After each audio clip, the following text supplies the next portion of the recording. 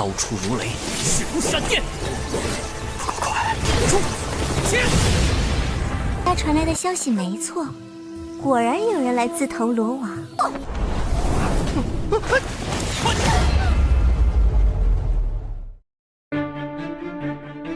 Oke guys, berjumpa lagi di channel Ruang Movies. Gimana kabar kalian nih? Semoga selalu dalam keadaan sehat ya, agar bisa mengawal Donghua yang akan Mimin rangkum kali ini. Di video kali ini, Mimin akan menceritakan lagi Donghua dari Fearless Battle Spirit, atau semangat pertempuran yang tak tertandingi. Dan bagi kalian yang baru aja bergabung, Mimin saranin agar menonton video sebelumnya dulu, di part 1 ya guys. Oke, tak usah berlama-lama, langsung saja kita masuk ke alur ceritanya.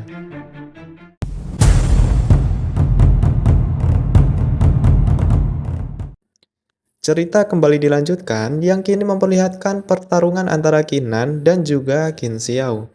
Di sana awalnya Qin Xiao menjadi di atas angin, tapi justru dialah yang terkena serangan balik dari si Qinan guys. Sehingga Qin Xiao langsung terkejut serta menanyakan kepadanya bagaimana dia bisa mengalahkan orang yang berada di tingkatan ketiga. Dan itu pun langsung dijelaskan oleh tetua keempat. Kalau tubuh dari Qinan ini sudahlah mengalami penempaan khusus. Dapat dikatakan kalau tubuhnya ini sangatlah kuat. Tetap saja Qin Xiao sama sekali tidaklah percaya, padahal dia ini masih berada di jiwa bela diri di tingkatan 1. Hal tersebut membuat Qin Xiao menganggap kalau ini semua berkat dirinya itu meminum pil yang begitu banyak. Tetapi ketua keempat memberitahu semua dewan tetua telah mendistribusikan beberapa pil kepada anggotanya dengan begitu adil, dan tidaklah ada yang namanya memihak. Alhasil, tetua keempat langsunglah menghukum Qin Xiao karena dia ini telah melanggar aturan keluarga.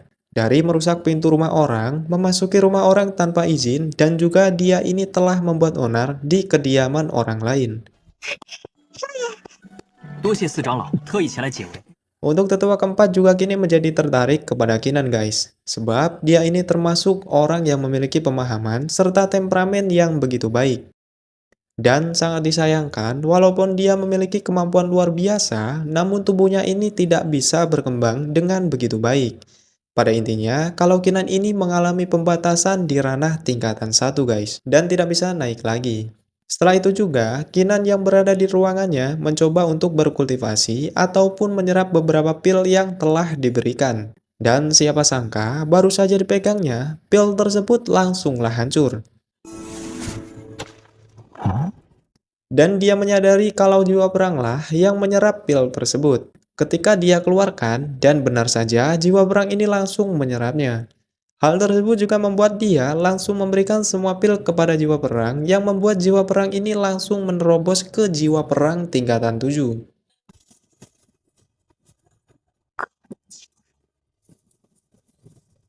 Dari sini saja kita sudah mendapati jawaban mengapa Qinan sama sekali tidak bisa menaiki ranahnya.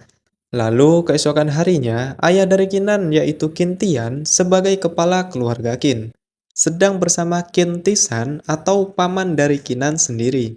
Setelah mereka bertemu satu sama lain, mereka berdua benar-benar kaget karena perkembangan kultivasi milik dari Qinan ternyata begitu cepat.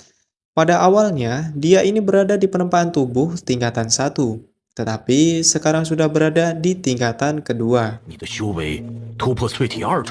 Namun sayangnya, ranah kultivasinya ini masih berada di jiwa bela diri di tingkatan 1. Kedatangan dari ayahnya karena dia sangatlah khawatir kepada Qinan kalau anaknya ini telah diintimidasi oleh keluarganya sendiri. Qinan hanya berkata, untuk masalah kecil seperti ini, dia pasti bisa mengatasinya.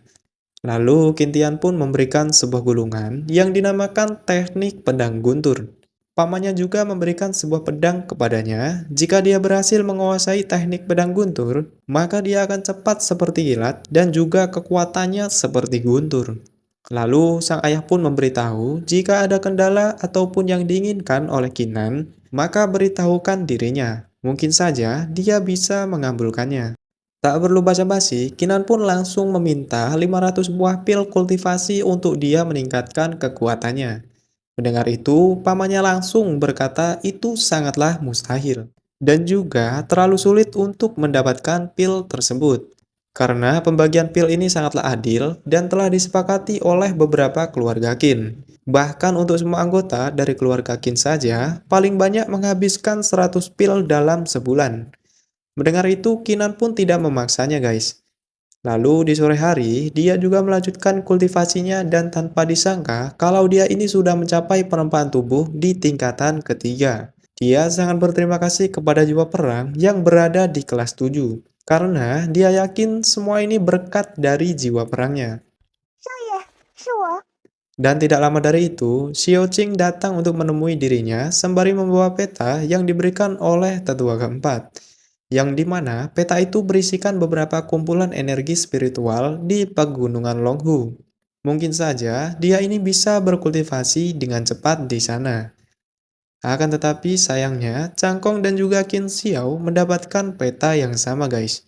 Mereka berdua juga mempunyai tujuan yang sama, yaitu memasuki kolam spiritual yang berada di pegunungan Longhu.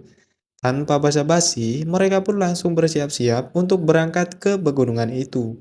Begitu juga dengan tuan muda Kinan, namun Xiao Qing sangatlah khawatir kepadanya. Jika harus pergi larut malam seperti ini, takutnya kejadian di masa kecil mereka berdua itu akan benar-benar terjadi lagi.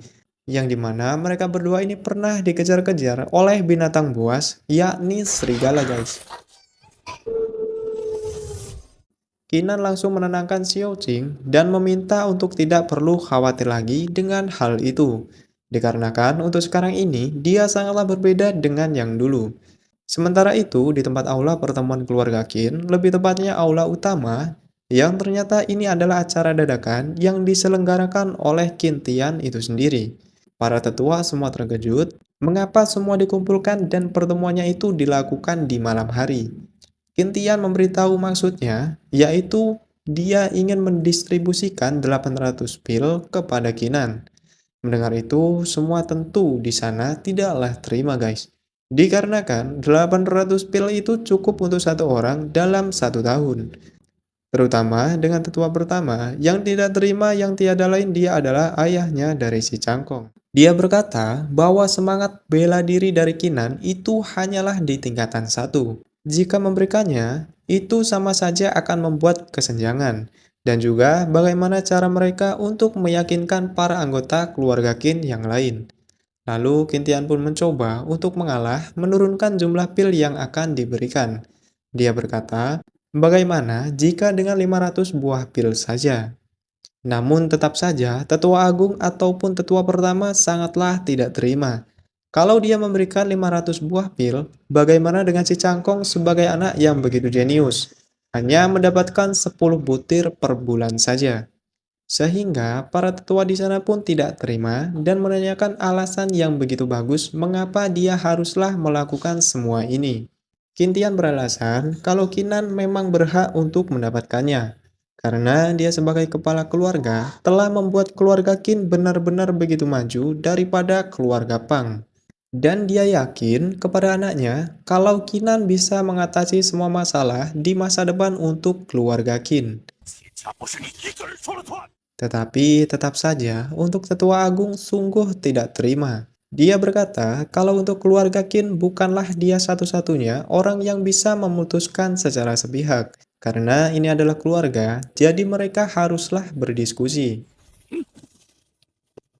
这件事就这么定。 Sehingga perdebatan tersebut berakhir tanpa adanya sebuah solusi. Jadi kita nggak tahu hasilnya sama sekali guys. Sementara itu, untuk Kinan yang sudah berada di luar, dia terus-terusan berkultivasi dan berlatih teknik pedang gunturnya.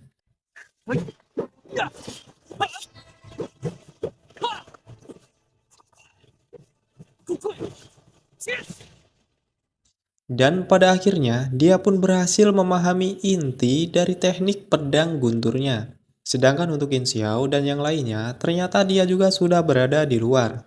Tetapi mereka sangatlah ketakutan karena tempat ini memang sangatlah berbahaya. Ditambah, Kinan juga pasti akan mengerjai mereka jika dia tahu keberadaan mereka di sini. Dan selagi mereka berbincang, di atas mereka ada seorang gadis yang mencoba memantau mereka sembari berkata, ternyata ada juga orang yang terjebak dalam peta tersebut. Dia pun langsung turun dan mencoba untuk menggoda mereka bertiga. Yang ternyata gadis ini berasal dari keluarga Pang.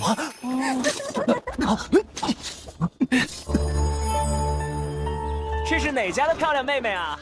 Seketika mereka pun mendapatkan serangan yang membuat mereka langsung terluka parah, sehingga membuat Qin Xiao langsung mengetahui kalau gadis ini bernama Pang Su. 这是暴雪。